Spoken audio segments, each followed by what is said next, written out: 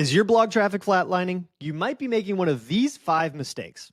Number 1, no keyword research. If you're not doing actual research and figuring out what your audience is searching for and interpreting what their pain points are, then your content's going to lack focus. Sure, you can publish on things that you want to talk about and are helpful to you, but if you're not making a real meaningful impact in the lives of your audience, you can't expect to earn their trust and build relationships with them over time.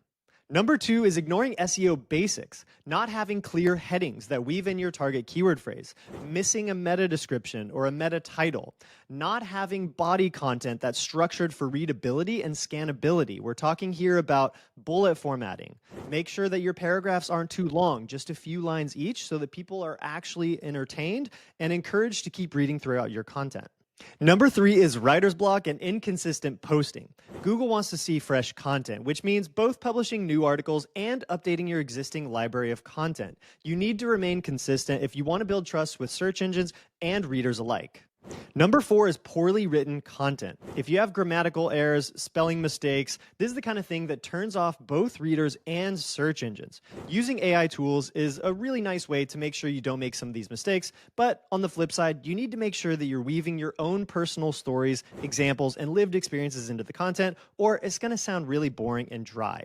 This is the real overlap of making sure you're using these tools in a helpful way while still putting yourself front and center in your content, because that's what people want to see. They want to hear from you.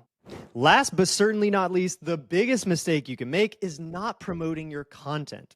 If you go through all the effort to produce videos or blog posts and then you don't share about them and spread the word around the internet, you're going to be really letting yourself down, and you're not creating opportunities to build relationships with your audience.